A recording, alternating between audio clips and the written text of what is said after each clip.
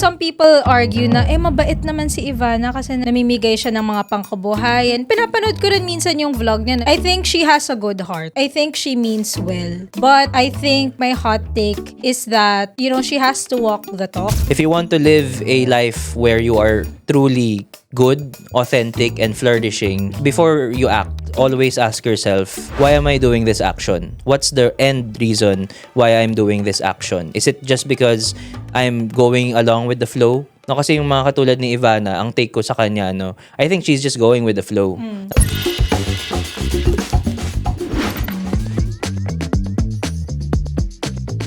My name is Yula Araulio. I'm a creative lead, also known as Yula Explains on TikTok, Instagram, and Facebook.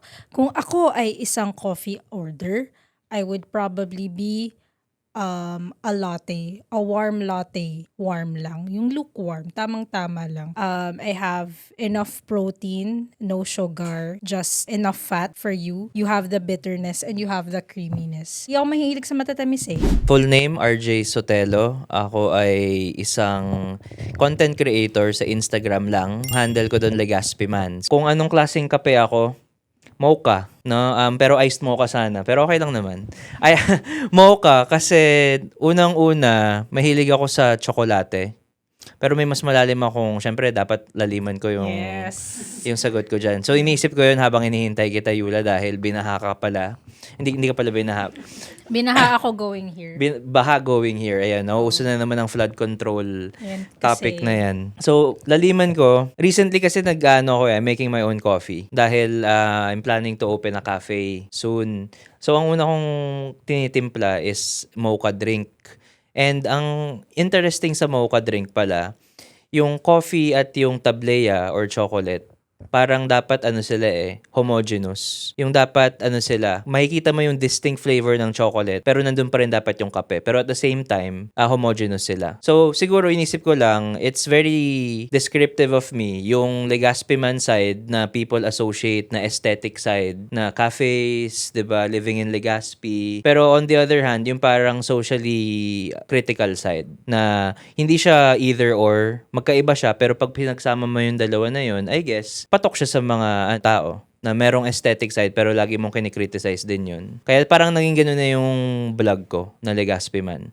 Minsan aesthetic or tungkol sa pagkain sa cafe, pero minsan tungkol sa pagbabash sa mga politiko. Ayun.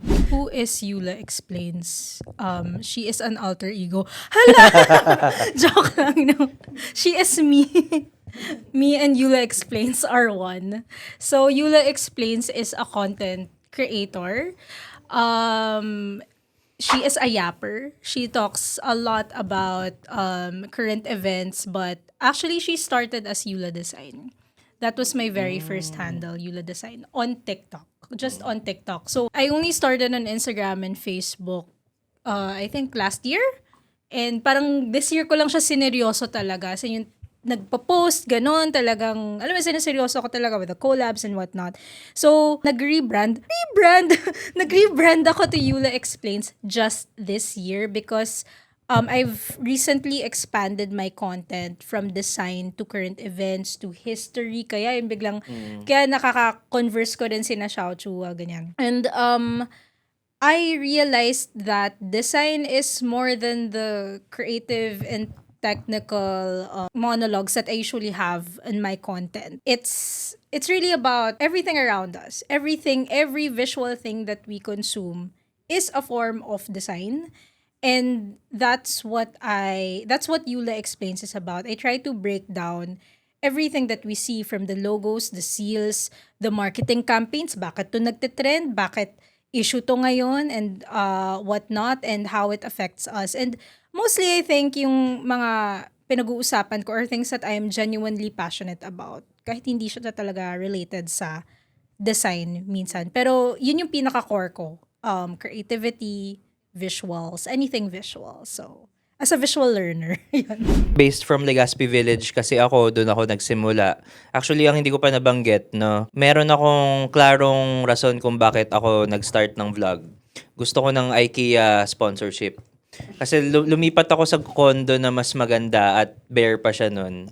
So, ayun, gusto ko siyang i-decorate and parang alam mo yun yung mga vlogger na nagpapa-aesthetic decoration. Tapos puro IKEA binibili ko, tinatago Kia, IKEA. baka naman. Wala, Sana tapos na eh. nakikinig ka. Hindi patok. So, ayun, nag-start doon. That was January 2025. So, very recent lang. And then, nagkaroon siya ng traction talaga when I started covering food places. Kasi mga Filipino mahilig sa pagkain talaga.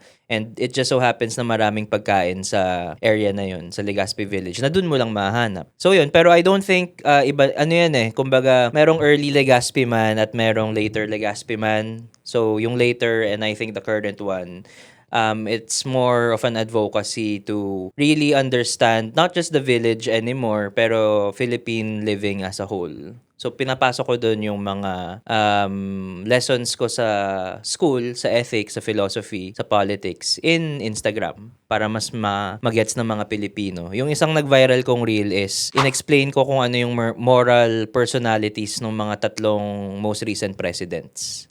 Kung ano yung gusto nilang iparating na morality nila based on their language. No? So, yun, nag-viral yun. And tuloy-tuloy na siya. Bakit Instagram lang? Ba't ayaw mo mag-TikTok? Mas maraming kabataan sa TikTok, diba? Oo nga eh. Naisip ko din yun, maraming nagsasabi TikTok. Kaso, nakakapagod. Parang, hindi ko kaya mag-manage Cross-post. Oo. Pero sabi nila, di ba, ibang animal daw ang mga tao sa TikTok at Facebook. Actually, ako based on experience, depende rin kasi sa community na na-build mo. Kasi nagsimula ako sa TikTok before Instagram and Facebook. Pero ramdam ko rin talaga yung difference ng audience, yung community, and comprehension even. I would say Instagram, mas mga tao sa Instagram, in fairness, nagbabasa sila. Medyo mas informed ng slide. TikTok is definitely a younger Inisip ko kasi pang mas audience. viral and trends lang siya talaga. Not really. Diba? Hindi naman. Eh, ng Facebook, ano yan? General public yan. Kumbaga, that's like Divisoria. As in, it's everyone. Grabe. Wag naman Divisoria, sorry. Mga ano naman, Cubao. Mega Mall. Ganon. Yeah, Mega Mall. Talagang general public siya. Lahat ng all walks of life nasa Facebook. Which is, I think, a good audience for philosophy. What can't you explains? What can't you explains? Ang hindi ko po pwedeng i-explain. Joke lang. I try not to explain something na wala pa akong enough information on. I'm gonna give you an example. Pax Silica. Ooh, controversial. Mainit-init. Ganyan. Right now, there is like a heated, there's not even a discussion. It's like, people are just like, no, this is bad. Parang Period blank. fear-mongering lang. Yeah, period blank. Like, this is bad. This is not good. I'm not saying that it's good in any way. Pero parang sa akin, I feel like there needs to be independent studies more. And like more investigations regarding this before. Like, I would love to see the contract first if I can before I give my piece. Meron na sa Facebook nagsasalita tungkol dyan na parang he's in the know and medyo pro Pax Silica siya. Si ano ba to? Kilala ko to. Sa Facebook ko nakita Si Nathan ata. Siya lang yung nag-iisang Hindi ko alam. tao. Nathan, kung nandito ka ngayon. Ang kilalang Nathan ko, yung meme na Nathan si Nathan. Oo, kasi everyone is obviously against it. And like at face value, of course, I would say that I'm against it. But I want to understand every side, every, information that we have out there about it. Tsaka also the fact that if everyone's talking about it and everyone has like a unifying perspective about Pax Silica, parang sa akin, why should I add my additional piece? I'll just add to the noise. Yung iba kasi trend jacking lang talaga ginagawa Oo. Exactly. Kung trend jacking lang and makikikopya lang ako ng opinion ng iba, diba? Parang what's the point? may kilala akong ganyan. Anyway. Diba? What's the point? Ganon. And I think the value of Eula Explains is giving a different perspective on things. May it be creative, may it be like the notes that I that I read and like the different journalistic references that I read. So it's really about my perspective on things. And if say I agree with the general public, I don't find the need to add to that noise. Actually, when I started, as in nung below 1,000 followers pa lang ako, yun din ang akala nila. No? So, it made me realize nga na pag sinabi nating Legazpi, ang unang naisip ng maraming Pilipino siguro Legazpi Albay, which is good kasi nandun si Mayon, yung maganda nating Akala ko sasabihin mo kasi nandun si Mayora. si Mayon. Okay. Hindi, yung Mayon. So hindi, no? Ayun nga, Legazpi Village siya. Siguro trivia ko na lang dito, bakit siya tinawag na Legazpi Village? Nakapangalan siya sa unang governor. Governor, si ano? Si Miguel Lopez de Legazpi. Sir Xiao Chua, kung mali man yun. Ayun. Pa-correct Sorry na lang po sa comments. Philosophy ang specialty Prof. ko. Xiao. Ayun. So, yun yung akin. It's my profession. Ayun. Dito po ako nagsimula. Right after college, I delved into the world of advertising. So, I was an art director for a couple of years. Even right now, my current job kind of like focuses on that realm pa din, advertising and marketing. And having that having that experience kind of gives me a different perspective, almost like a behind the scenes perspective on how these types of media are created. So yung mga ads, lahat ng mga bakit ka napapa-add to cart sa bakit ka nabubudol ng madali ganyan sa social media or sa TikTok or kung saan mang platform. And there is like a science behind those things. There's a lot of creative heads behind those things. And those are the things that I try to uncover and make people aware of para, para alam natin kung is this being used against me. Parang parang tinanong mo yung chef ano yung favorite niyang pagkain. Ganun Or ano yung favorite kong logo. Oo, di ba? Pero may maganda akong sagot dito kasi syempre, I've been teaching philosophy for 4 years na. Ito yung laging tinatanong ng mga estudyante ko after class lagi. Sir, sino yung favorite mo? Ewan ko bakit ganun yung human nature, no? We always like to ask our favorites. Dapat may favorite ka lagi. Marami akong favorite. Pero siguro ang gusto kong i-share sa podcast na ito is isa sa mga favorites ko si Aristotle. Para relatable. Para hindi ko aagawin yung buong 2 hours na explain ko lang si Spinoza o kung sino man. Si Aristotle, para kilala ng lahat. Bakit? Yung maganda kay Aristotle, he was practically the first ever zoologist din. Yung teacher niya, si Plato kasi, ang medyo problematic ideas ni Plato kasi parang he believed in this perfect world na sinasabi niya fake or hindi man fake pero copycat lang tong reality natin and dapat we have this perfect world that we have to idealize. Sa design ginagamit lagi 'yun. Yung mimesis na kinokopya mo lang. Yun. Okay. Si Aristotle, he rejected that and then he studied reality. So parang people would say he's the first scientist recorded in history talaga. Zoologist scientist. Inaral niya yung animals. And ang favorite ko dun, he created the first concept of what happiness is. Mamaya bring up ko yun pag nag-usap na tayo ng ng gambling. Oo nga, kasi happiness. Happiness. Oo. And ang happiness ni Aristotle is rooted in our, what he calls virtue. So, hindi ko muna i-spoil and bibring up ko rin siya mamaya. Parang feeling ko nasa ulit ako. I'm back in college. School. I'm back in college. Taking ethics and yun, yung virtue. And yung virtue na yun, tied siya sa purpose natin. Yes. So, di ba nakikita na natin slowly yung connection ng gambling dito? Ako, ang purpose in life mo ba? Magsugal? Ayun, di ba? And yun, siguro lang, trivia, no? The happiest country in the world is usually between, nagsasalit-salit lang sila Denmark and Finland. And nagkaroon ng official institute to examine the happiness levels of those countries. And they trace it back to the Aristotelian concept of virtue. No, so hindi practical siya kumbaga and political siya. And ang tagal na nun, ancient philosopher pa si Aristotle. And magagamit natin yun in today's episode.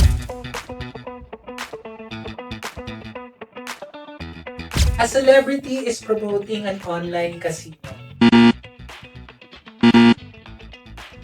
A gambling ad framed around helping your family financially.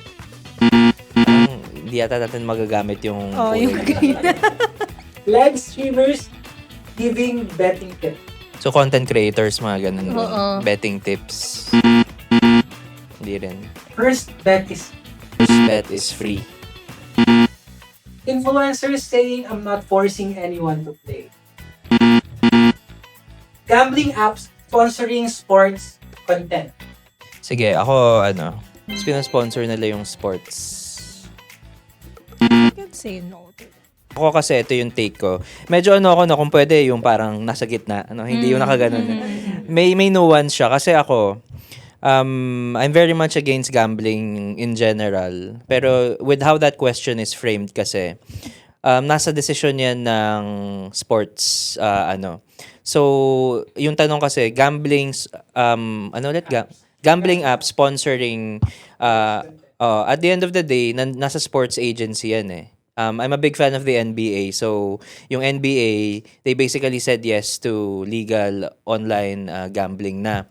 Although, hindi ko sinasabing tama yun, medyo, siguro if gambling were to exist, like, kung hindi natin papatayin completely yung gambling, one of the ways na I can see it existing in this world, in a somehow, ayoko sabing ethically way, pero in a somehow acceptable way, is if it's aligned with what it is. And what is that? Yung pagiging gamified. So, ito yung logic ko dito na ang gambling, it's a game. Sports is a game. So, parang it makes sense na those two collab if they want. Collaborate. Oo.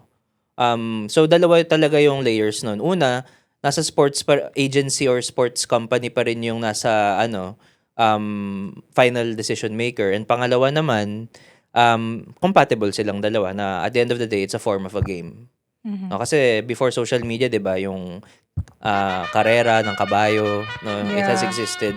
Even before that, yung ancient times, 'di ba, yung gladiators or what. Oh, yun. Ikaw, Yula. Yeah.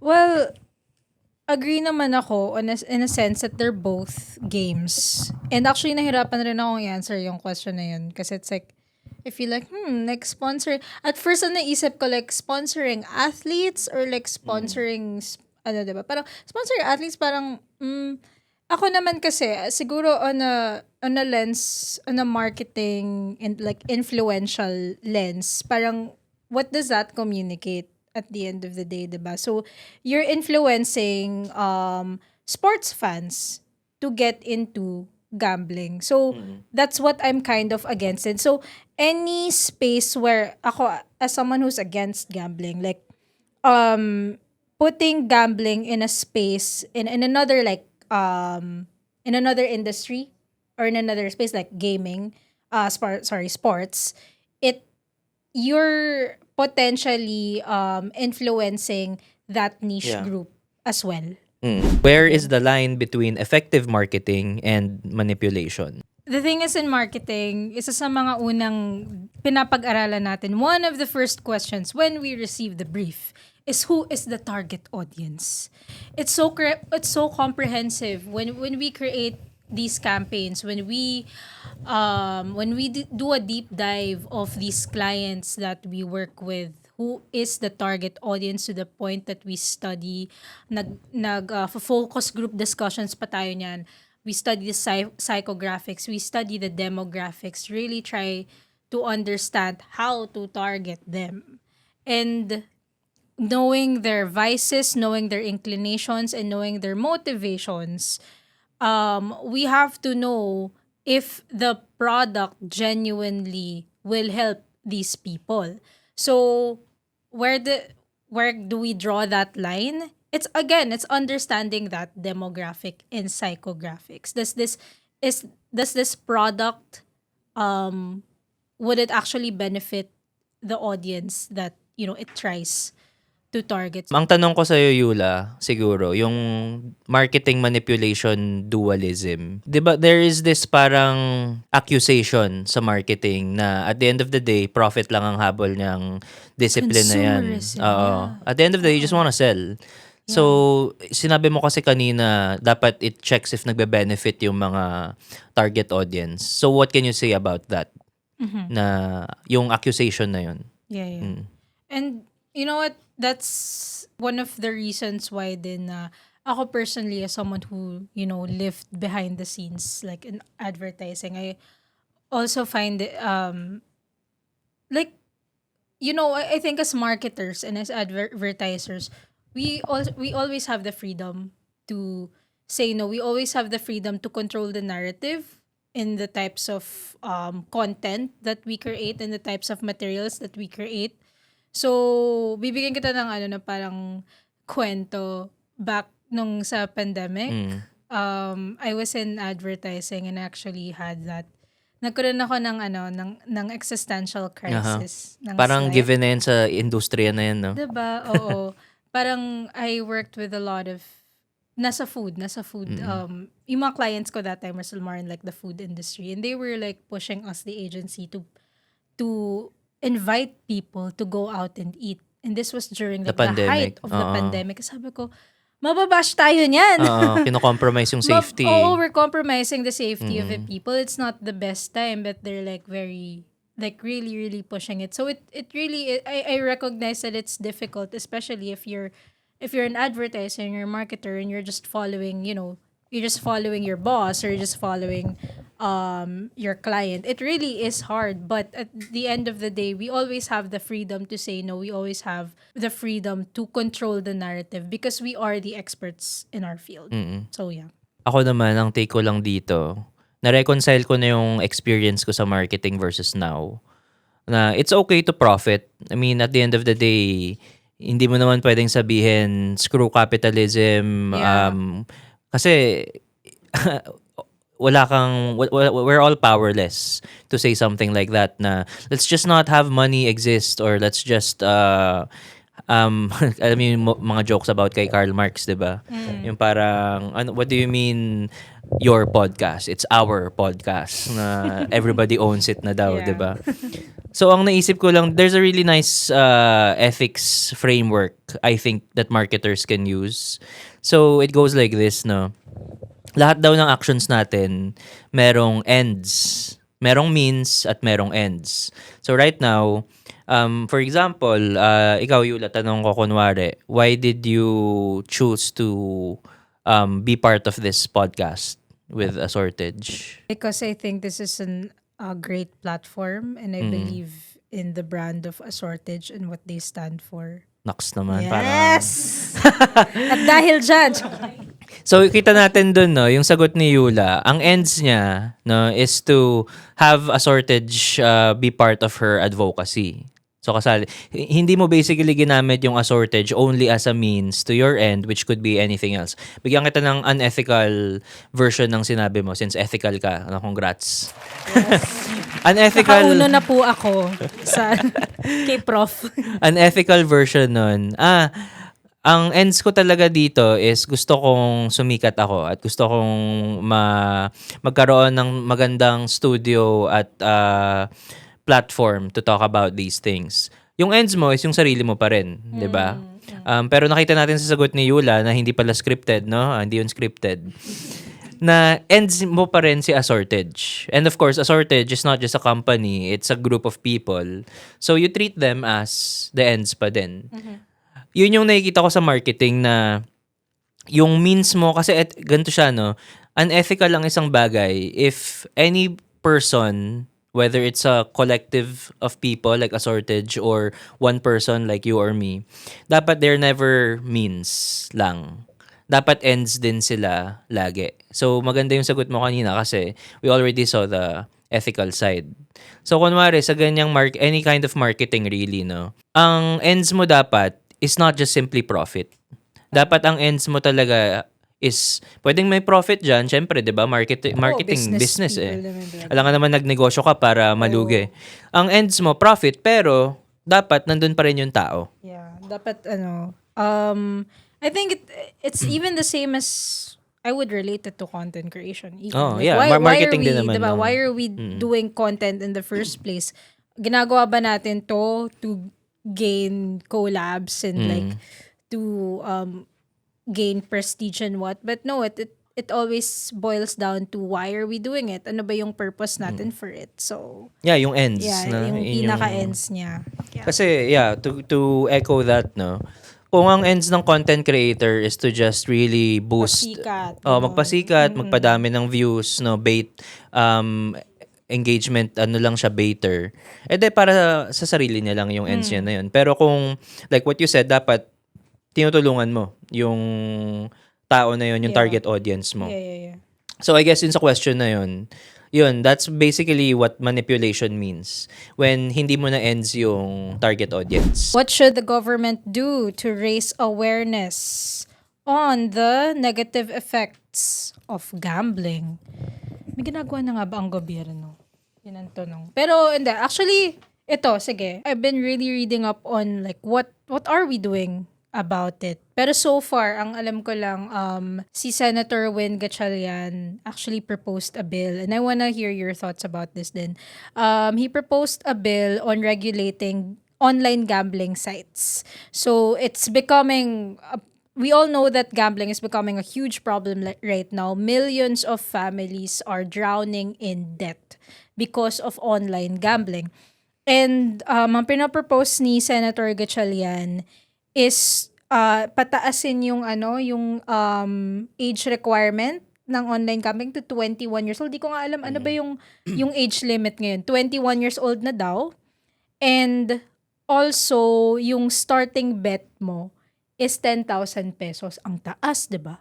10,000 pesos agad. Pumunta ka nga sa casino, di ba? 1,000 pesos lang sa casino. Sa online, 10,000 na agad.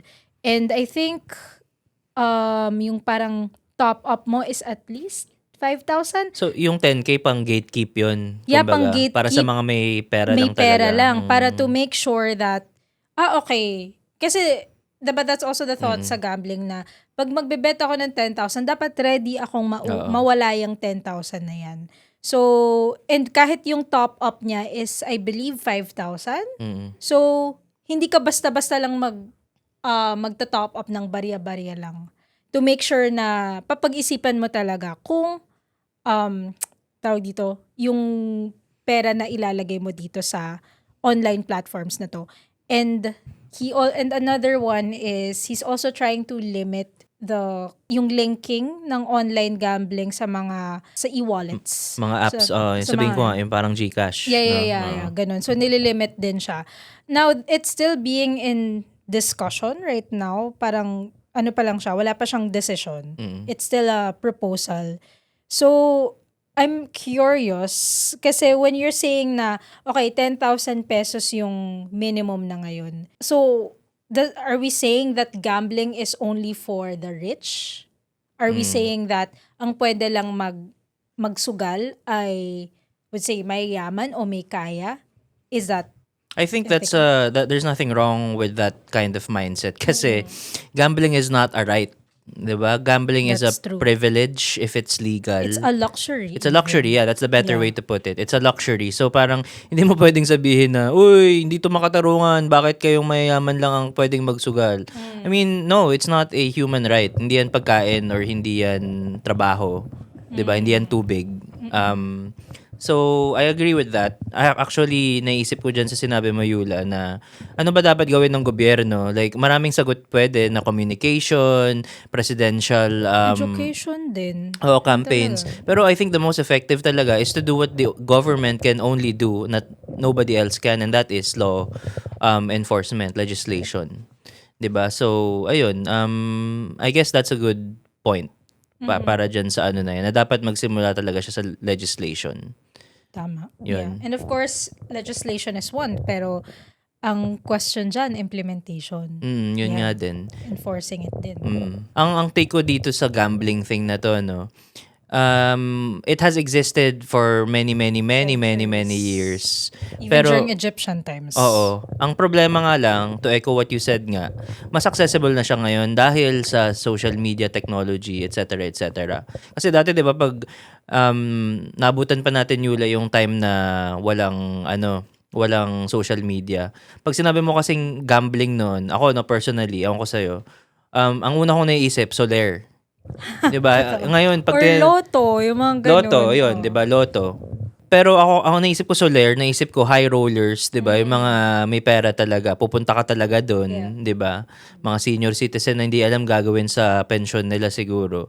Pero ngayon, 'di ba? Punta ka lang ng GCash. Doon ako nagulat, no? Kasi meron akong co-teacher na parang nanonood siya ng NBA. Sabi ko, ano yung inaabangan mo na yan? Ay, yung score kasi tumaya ako sa NBA. Tapos ang tanong ko, saan ka tumataya? Sabi niya GCash. Grabe ganun May nakadali. na si Gcash. Oo, Wow. may sorry no sa pero ayun. Wow. May yun nga, yung e-wallets. Pero marami na rin e-wallets eh. Pero I think they're trying to remove it na din. Yeah. Right now sa legislative. I think they're proposing to limit it. Or di ko alam kung na-limit na ba or what. So, yeah. But totally agree on that. I'm all for that bill being passed, hopefully, by Congress and by Senate. So, yeah. And what else can the government do? I think we need more financial education. Oo. I don't know about you. More I on a mean, general sense. diba, on a general sense, like the importance of, kahit simple as saving up, the importance of investment. And that, I believe that's something I personally didn't study as much. Like, Financial literacy. Financial Tas literacy. ngayon, to yung usapan natin kanina, may mga vloggers na ngayon na medyo predatory ang vlogging nila na financially literate daw sila, get this, get that. Yung mga ganong klaseng content nowadays. Yeah. Yun. And ang tinatarget talaga ng mga gambling sites na to are people who are not financially literate. Ito, para sa atin tong mga content creator. How do algorithms amplify gambling content? Ay. You wanna start since Ay, ikaw nako. mas veterano Alam mo, ka sa akin sa content creation. You guys, I'm very careful. I'm very, very careful when I scroll and even the types of content that I interact with, and if it comes off as like on the realms of gambling, talagang I don't interact with it. I don't like it. Hindi ko as much as possible. Minsan kasi ang hirap kapag, especially pag ads, parang, oh, it's mesmerizing. Tapos parang mapapatigil ka talaga. Pero no scroll. Even in our topic on online gambling, talagang naka-private browser ako to even search about gambling to make sure that it doesn't go back to my profile, to, alam mo yun, to my cookies and to my algorithm. I'm very careful about it. Why? Because banks right now are very smart. They can actually search about people's social media now, check, not necessarily our algorithms, hindi naman sila ganun ka-invasive, pero nata-target na nila kung sino yung mga gamblers. So, if you make any major financial loans in the future, kunwari, mag-loan ka for a house or a business in the future, or kung ano man yan, major thing, parang naka-red flag ka na sa bank na, oh, you're a gambler. Nagbe-bet ka sa mga ganito. So ako, I'm very careful about those things. And just like in our algorithm in general, I know it's hard. It's hard to control that because, social media actually follows the very design of casinos. Yun nga, sasabihin ko sana na if we're thinking solutions-based, predatory na talaga ang social It media is. ngayon. Which is ironic since content creator tayo. Pero I'd like to believe na tayong dalawa, di ba? Merong content creators na yung gusto lang to make the world a bit more informative, a bit more Informative, yeah. reasonable, a bit better, basically. Hindi lahat ng content creator is yung parang naghahanap lang ng virality. Yeah. No? So, if we're thinking solutions-based talaga, yes, algorithms amplify it to crazy levels. So, ang magagawa na lang ng Pilipino siguro, which ito, advocacy ko to, no? Let's take a break from social media na yung, kumbaga, balansehin natin. Kasi we are a country na we're, I think, still number 1 in terms of social media consumption. We are pa the rin, social diba? media capital in the world. Yeah. Social media capital, and that's never a good thing. Yeah. Kasi the way social media works is that the main currency is your attention. And as long as they are getting your attention, they are going to feed it with addictive things until you get addicted, and then there's no way going out. Ayun. And actually even the experience of scrolling from one video to another, like vertical videos or posts ganon, the design itself it's actually similar to Slot machine. slot machine. Yeah. Slot machine. And I've never It's thought of exactly that, the same. na parang casino nga ang social It's media. the same design, exactly the same thinking, even the recommendation, how you would have recommended searches and whatnot. It's the same concept, the design, even how the colors are. Even more sa online gambling. Mas, kumbaga parang kung sa casino, sobrang overstimulated na tayo sa mga kulay, sa mga design sa casino. Sa online gambling, parang imagine it times 10. Siguro ang advice ko na lang sa mga tagapakinig at mga fans ng Assortage, siguro ang advice ko na lang talaga is you ask yourself what your relationship with social media is. That's good. May estudyante sa isang AI ethics forum sa Benild, no, nagtanong siya, should I feel guilty consuming AI slop? Yung, alam mo, Yula, yung yung Yung ulam fruits. na piniprito. Ay, Yung wag mo akong anuhin. Huwag mo akong anuhin. 'Di ba na Oo. salmon ako, dapat niluluto mo lang ako sa skin side down. Yan. Ang ganda ng sagot ng mga prof sa kanya, no? Sabi sa kanya kasi, bakit ka ba nagko-consume ng AI slap? Yun yung una mong tanong sa sarili mo, 'di ba? Kung nagko-consume ka ng AI slap at hindi ka makaisip ng rason, most likely parang brain dead ka na lang or brain rot nga, yun yung bagong term. Pero pwede nating ano yun dalhin sa tanong na bakit ka nagsa-social media. Kunwari ako yung IG reels ko, no, na ironic to. Although I spread philosophical discussions among many other things, yung reels ko actually sa IG, pang-comedy ko siya. So parang ang Instagram ko, literal, pag pupunta ako sa reels, hindi ko gagawin yun dahil wala akong magawa or dahil yun automatic na sa instinct ko yun. Pupunta ako doon dahil gusto kong tumawa or matawa. So yung reels ko, yung algo ko talaga, puro kalokohan lang. Ako din. Magugulat mga tao sa dapat meron tayong FYP review. Yun nga diba? FYP review. Oo. Kasi yung FYP ko sobrang comedy din. Like, not related at all to what I do. Actually, maganda pero at the same time nakakatakot na activity sa yung mga dinner parties, company na FYP reveal. Reveal mamaya yung iba. Kasi it's really telling, di ba? Yeah, Now, it's telling it's really of- telling. It's really telling.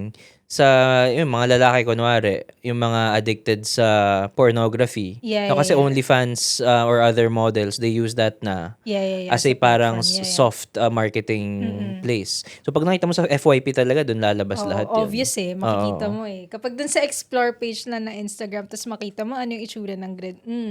Pwedeng yan, love advice, dating advice pala. Check Show me your Oo. explore page. Show me your FYP right now. Ganun. first dating to-dos. Oo. Show me your Definitely. FYP. Doon mo alam agad kung ano yung priorities ng attention ng tao na yun. Tama Kung yan. puro pusa yun, green flag. Mga cat memes, di ba? O kaya, ewan ko, philosophy content. Galing kay Legazpi Oo. man. Why not, diba? O kaya, yung mga lectures ni Yula tungkol Oo, sa logos. Puro logos. Interesting. Okay, I think I'm gonna give a little bit of historical breakdown here. Why do people trust influencers more than traditional advertisements? Very good question. So, long ago, nagkwento. Advertising has been quite traditional for many, many years now, for decades now. When did influencers or vertical media even start? It only started siguro mga 20, like obviously before pandemic. Parang siguro mga 2015-ish, Yeah. around that time.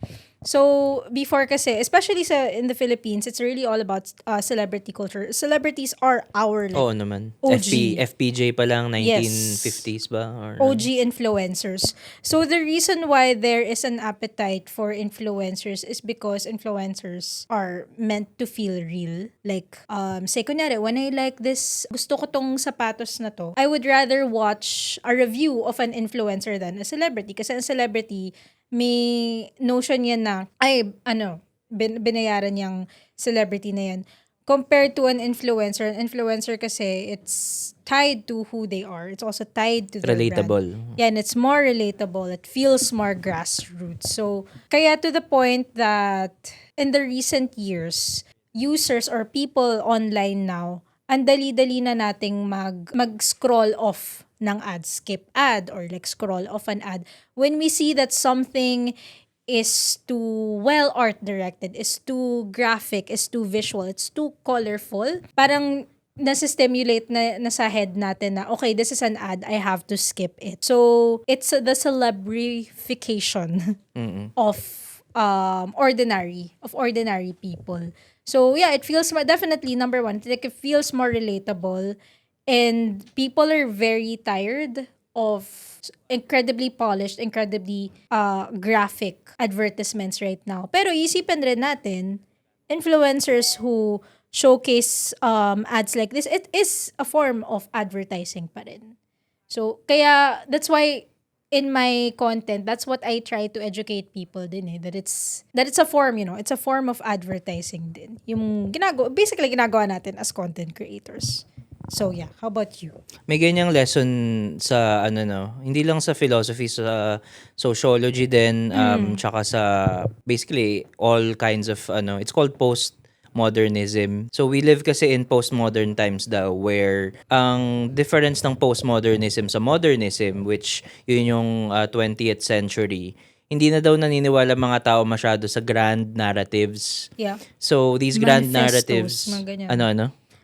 Ang tawag naman dyan, manifestos. Yung mga manifestos, oo. Kami naman, yung more technical term, meta-narratives. Wow. No, yung mga meta-narrative.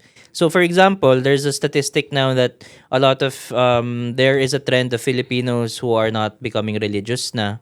So, ang unang naapektuhan dyan is the church. And then, naapektuhan din dyan, ironically, ang technology.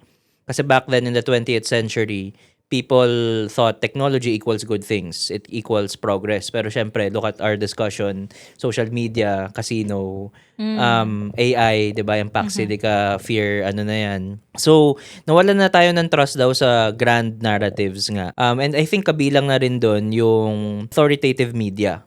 No, so, this is not to say that, ABS-CBN, TV5, GMA, wala na kayong credibility. Yeah. Of course, we don't advocate that. Pero it's in the responsibility of the media outlets, yung mga giants na yan, to reach out and be more transparent and relatable to the everyday Juan. 'Di ba? Kaya I think yung mga, in my opinion lang to, ideally, nasali tayo dito pala. Ideally, yung mga malalaki na yan, they partner with credible influencers, or yung alam mong may tamang intention para mas maging relatable sila. Sinabi ko yon kasi just 2 weeks ago, we were at Lord De Vera's show sa TV5. O yun, parang ganun. 'Di ba? Siguro parang ganun dapat yung future na nakikita ko. Yeah. Na it's not an either or na naniniwala ka sa influencer or maniniwala ka sa traditional media. Dapat integrate yung dalawa na yun kasi may Yes. potential eh. That's true. Yun. And actually, even in journalism, it's a bit of an issue right now kasi people comparing a journalist Oo. versus an influencer celebrity. Sige, name drop na natin. Ivana Elawi. Oo, Versus- yun nga eh. Si Cara David. Mas Cara diba? David, diba? Famas. Pero Ayun. hindi daw credible yun, 'di ba? Yung like hindi naman siya respected yung awarding body na yun. But it's Famas. Famous Diba? pa din. Parang, ano yan Tie pa sila, no? Kala mo Oo, boxing tie pa match sila. eh. Parang- Dapat may tie eh.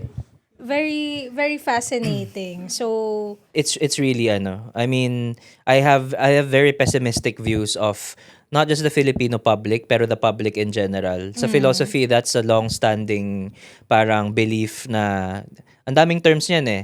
I'm using a very neutral word called the public. Pero if you want more derogatory terms in philosophy, they say it's the herd or herd. the they. No, kasi parang ang belief sa philosophy, it's a fact in life daw na majority of the people are dumb or they don't think properly, they don't like to critically think. You cannot say na just ba, rhetoric to lalo na pag-election. Think better, educate yourself, let me educate you. Pero it's very idealistic to say that. I think it's in the responsibility of the ones with resources. yeah. Diba? So, ABS, GMA, TV5, kayo yung may resources eh. Dapat kayo yung mag-adapt para hindi maging influencers yung puntahan ng mga tao for credible news. Pero you know what, even now, mapapansin mo talaga, there is a huge appetite for niche media outlets, and I would even say, even a shortage. How do you call this? Investigative. Explanatory journalism. Explanatory, diba? Pero it's investigative, ganun. So it's, there's an appetite for platforms like that So it's the same thing with celebrities and influencers. There's an appetite for it because it feels when you bring down the communication style to massa, to the herd, to the herd, it feels more consumable. Is poverty a reason for online gambling? Ayan, magandang tanong to.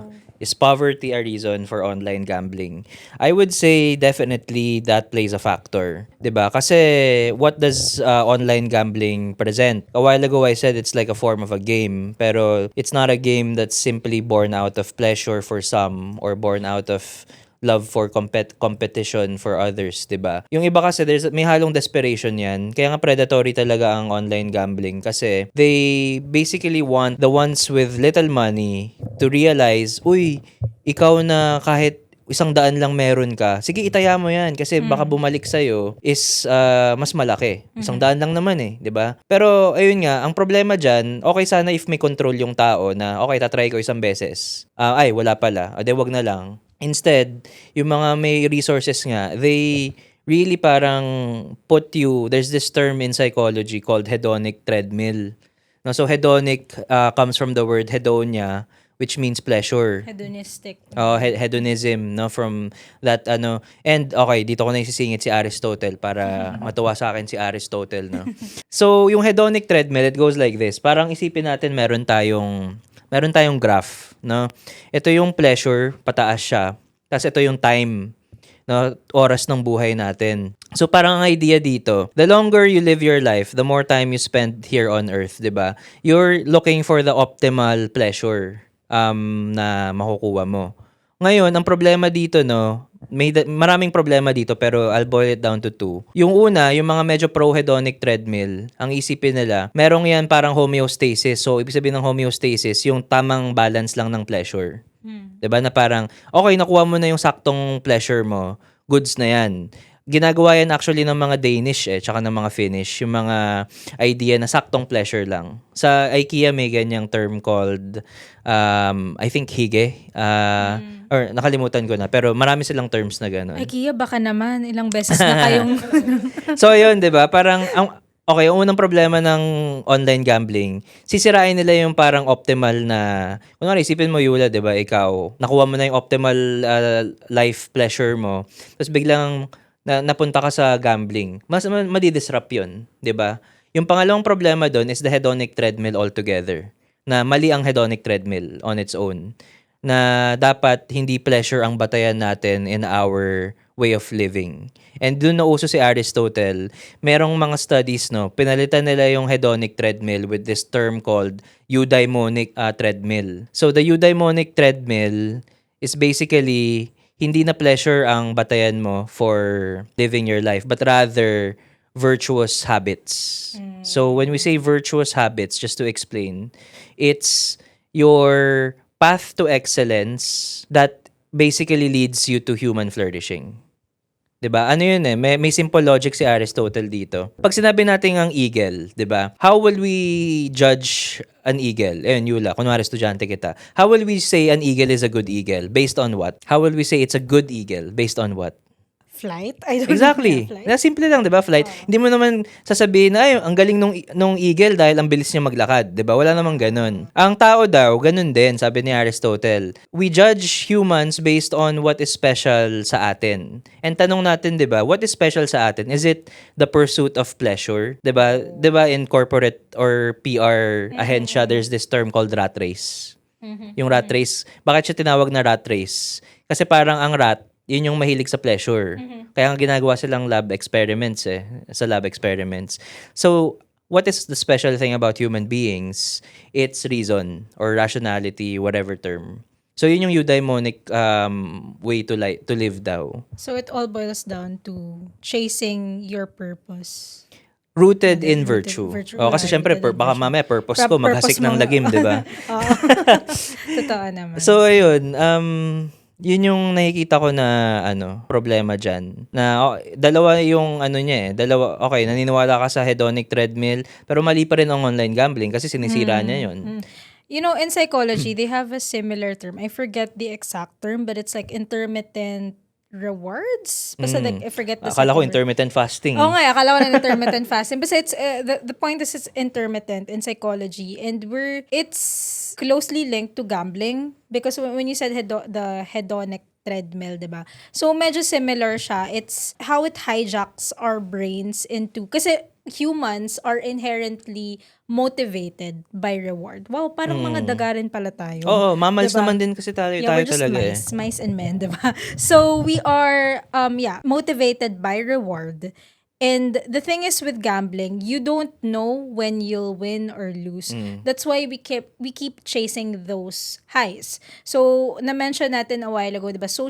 How social media is designed, it's very much related to how casinos are designed. The point of scrolling, a lot of the things that you're scrolling is probably like trash, ganyan, or like brain rot, ganyan, AI slop or something like that, diba? Pero once you stumble upon a type of content that's really gonna engage you na parang, magko-comment ako dito, bad or good. Oo. Kunyari, rage bait na talagang di mo napigilan, nag-comment ka ng mahaba, ganyan. Nag-keyboard warrior ka kahit negative. That is still a form of dopamine. Because from a very, parang stagnant way of just like, just scrolling, suddenly you're engaged. So, positive or negative, that's a dopamine feeling for us. So, it's the same thing with online gambling. Hindi mo alam kung when you're gonna win or lose. And yung tanong kasi 'di ba, poverty. Kapag impoverished ka kasi, you're looking for that stability pa. Yeah. 'Di ba? Stability. So kung But kunwari, when is it gonna end, diba? yun nga. Tsaka predatory pa rin siya talaga kasi false promise Kumbaga short-term gain. Kunwari nga, ikaw, if you imagine the poor person in the hedonic treadmill, wala pa siya ng homeostasis, yung ideal, So, hahabulin niya yun. Pero paano mo ba dapat hahabulin yun? Hindi naman dapat in instant ways na kaya tayo na lulubog sa utang, 'di ba? Kasi madali lang mangutang. Ganon. Ganon din sa gambling, na tataya ako ng tataya, pero hindi niya makuha yung ideal pleasure na yun. And just the fact of false promise that you mentioned, it is a false promise of like, look at how every single like online gambling ad is positioned. You're gonna win, ganyan. It's all about winning big, winning millions and millions. Pero, it's inherently like a false advertisement. Kasi sino ba yung nananalo? 0.00001%? Exactly. Diba? When you run the statistics, wala talagang mananalo dyan. True. This is a good one. Can emotional storytelling become unethical? Ooh. Emotional storytelling. Uy, as a writer. Hindi ko, paano siya na-connect sa gambling though? Okay, sige. I i-explain think mo, bibigyan ikaw kita may ng lore. medyo context na yan.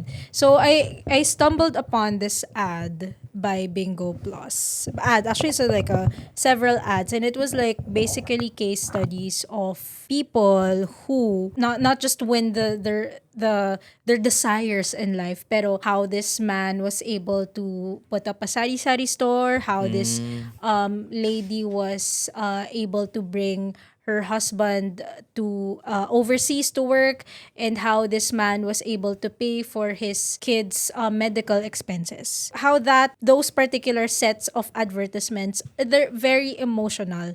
Appeal to emotion talaga ang ginagamit doon. At tayo mga Pilipino, mahilig tayo sa ganyan, kaya nga tayo mahilig sa mga teleserye, 'di ba? So, very emotional yung tone niya, even the colors, the colors, the lighting, the color grading. It's very emotional yung atake ng ad na yun.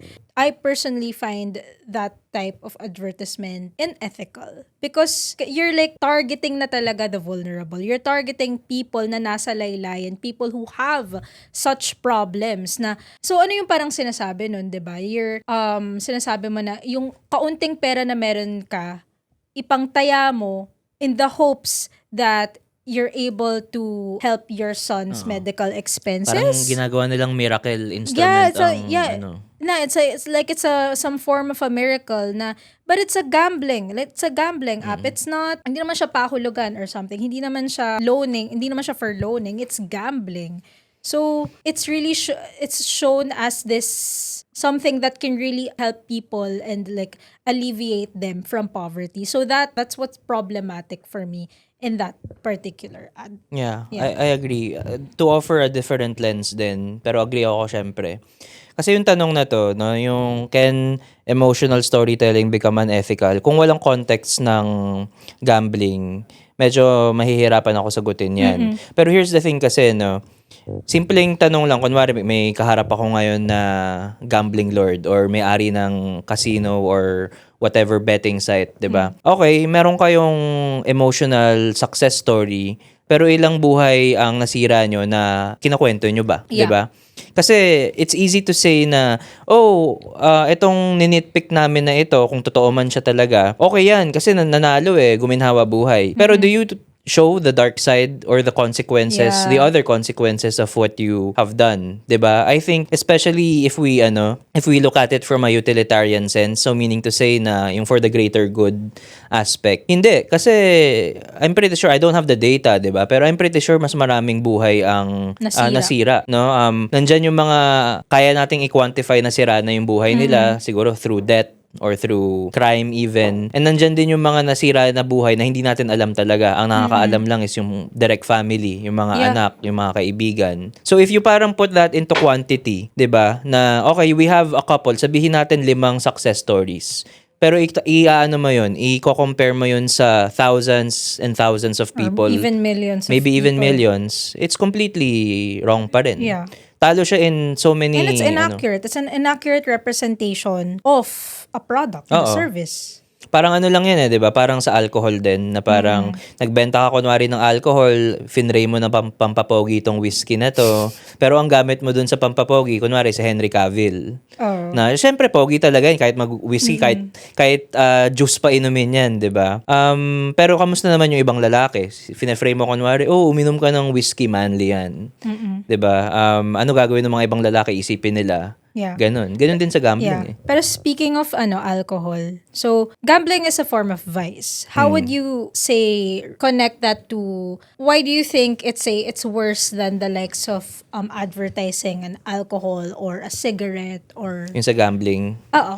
I think it's because at the end of the day, advertisements, it has some form of moderation. Pwede siyang i-moderate. Pero ang gambling kasi, it's inherently a vice Yeah. because it's inherently excessive. No, yun, si Aristotle lang nag-coin neto nung una. Sabi niya, ano ba ang vice? Ano ang bisyo? Dalawa daw ang bisyo. Deficiency or excessiveness. So, kung kulang na kulang ka sa isang bagay or sobrang-sobra ka sa isang bagay. Now, ang gambling, kaya rin sinabi ko kanina sa early part na medyo thumbs up ako sa gambling in sports. Kasi parang in a way, nako-contain dun yung gambling sa sports na yun. Kunwari, wala akong pakialam sa karera ng mga kabayo, hindi ako mapupunta sa gambling. 'Di ba? Kailangan passionate ako dun muna bago mangyari yun. Ang una kong experience sa gambling, no, minor de edad ako nun. Yung larong basketball, no, pustahan. Hindi pera pa yung nun. 1 litro ng Coke, sino matalo? Kasi in a way it puts some competition and some fire to the sport. Pero nako-contain siya doon. But in reality nowadays, 'di ba? Ano na ang problema sa gambling? It's everywhere. It's everywhere. 'Di ba? Pati nga meron to sa Twitter yung pati damit ng mga tao, celebrity, huhulaan nila, magbe-bet sila. Yeah. Kunwari sa Sona, pustahan tayo, game, place your bets, ano susuotin ni BBM. 'Di ba? Naging ganun na. So, hindi siya comparable sa advertisement. And 'di ba merong body that parang ASC, regulates. yes. Oo, yun. ASC, DTI.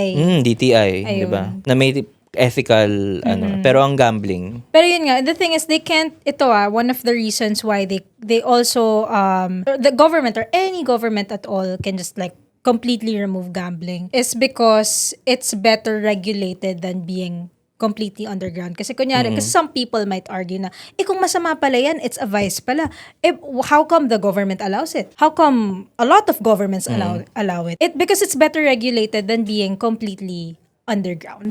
What's your hot take on Ivana Alawis? Yung iPhone, nako, my hot take on that. You know, some people argue na, mabait naman si Ivana kasi namimigay siya ng mga pangkabuhayan. Pinapanood ko rin minsan yung vlog niya. I think she has a good heart. I think she means well. But I think my hot take is that, she has to walk the talk. Like, she has to curate her on the things that she supports, such as these online gambling. It's great na nakakatulong siya sa maraming mga Pilipino, or maybe that's how people view it, na nakakatulong siya, namimigay siya ng mga pangkabuhayan, yung mga social experiments niya.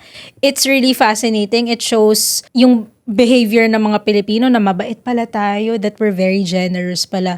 I think it's a good way of showing that. The fact that she is targeting these people, and the people who watch her are talagang general public. A lot of people watch her, especially mga nasa laylayan. She has to consider that the things that she advertise greatly affect the people who worship her.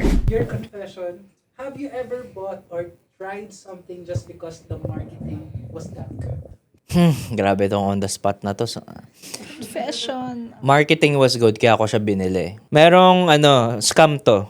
Scam to talaga. And wag kayong hindi ko i-mention yung kumpanya na to, pero they kind of scam people in a very legal way. So, nagpag-asa ko one time, pre-pandemic pa to. Biglang may lumapit sa aking yung gas girl. Sabi niya, "Sir, nanalo kayo ng a trip to something." Tapos inabot niya sa akin yung na yun. Sabi ko, oo nga no, nanalo nga ako kasi prior to that, nag-fill up ako ng form na parang yung sasalihan mo lang. So, talagang napaniwala ako kasi, oo nga no, pangalan ko to. Paano niya alam kung pangalan ko to? Nagpapagas lang ako dun. So, trip to somewhere. And then, nakalagay dun sa mechanics, I need to meet these people in their office. And then I went there, met them just to claim my prize, a trip to somewhere. Biglang nagulat ako, they made me stay there for 2 or 3 hours para lang i-sales talk ako about the membership that they offer for their... Ay, wait, parang alam ko to. Hala! Their hotel, trip to the staycation in their hotel This somewhere. is very common. 'Di ba? Pero I was only 22 years old nung nangyari to. So, ayun. Tapos papakainan ka pa nila. Yeah, alam mo. Sa Makati lang ho yung mga yan. So, Oo, sa Makati rin ako in-invite. na-experience mo pala Yula eh. 'Di ba may buffet? And talagang Oo, ipapamper may ka buffet. nila. Ipapamper Sinabi pa ka nila kamukha ko si Enrique Hill daw.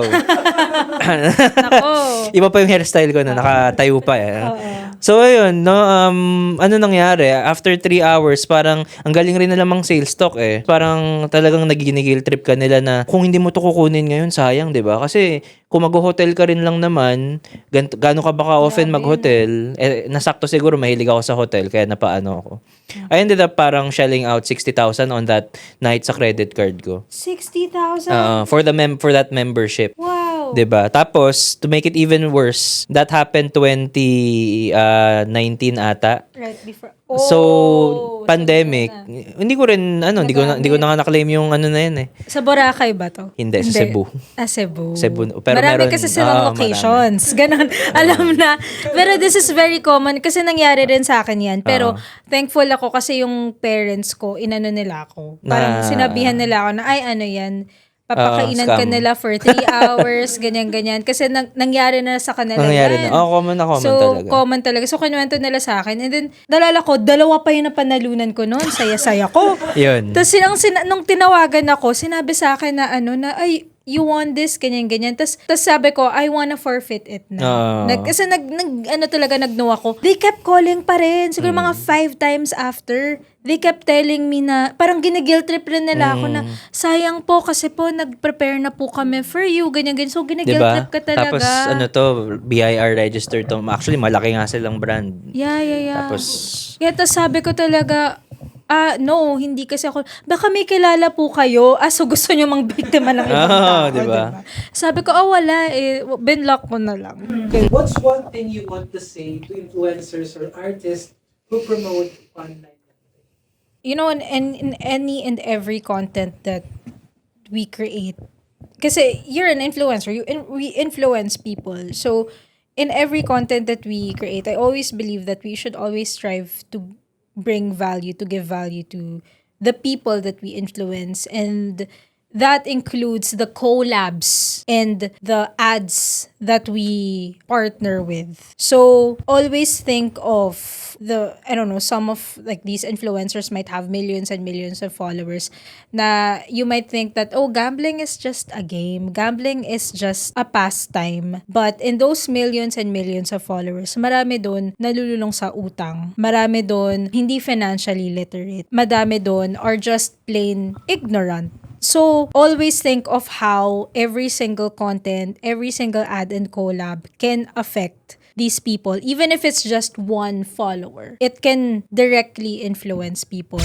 Ako naman, ang message ko sa mga nagpo-promote ng online gambling, whether you are an influencer na maliit lang yung following or an artista, you always ask yourself what the end goal of your actions are. Now, there is this term called the intrinsic good, and I've dedicated much of my career as a philosophy professor in studying that. The intrinsic good means what is the ultimate reason why I do certain things. No, yung hindi ko na pwedeng lagyan ng other reason to support it. And I think, no, if you are someone with a lot of influence and you ask yourself, what is my intrinsic good, my main reason for promoting online gambling, I don't think you can find any sort of reasonable reason for it. No, kasi if you ask yourself, why do I want to promote online gambling? Why am I doing this? When you start to ask yourself, parang ang dead end lang yan is, gusto ko ng collab dahil may pera, or gusto ko ng collab dahil gusto kong sumikat, no? Kasi can you really say with a straight face na I am promoting online gambling to help the people, to spread education or awareness, 'di ba? To make the world a better place. There's nothing like that, 'di ba? Kasi ultimately, ang intrinsic good nyo ng mga artista and mga influencers is gusto nyo lang yung pera or yung fame or both. They're connected to each other. Yeah. So I think, no, if you want to, sabi nga, 'di ba? If you want to live a life where you are truly good, authentic, and flourishing, you always, before you act, always ask yourself, why am I doing this action? What's the end reason why I'm doing this action? Is it just because I'm going along with the flow? No, kasi yung mga katulad ni Ivana, ang take ko sa kanya, no, I think she's just going with the flow. Na parang she has these very influential people behind her back who is steering her to do this, do that. And I think a lot of artistas are like that din. Na meron na silang manager or kung sino man na, oy, ito pala gawin mo to, oy, ito gawin mo to. And sila naman, ginagawa lang nila. Paulit-ulit lang sila. 'Di ba? Pero hindi nila iniisip talaga, bakit ko to ginagawa bilang isang artista. Panoorin nyo yung Perfect Blue, no, by Satoshi Kon. Anime siya. Yan yung, dyan yung makikita yung horrors of being a famous person.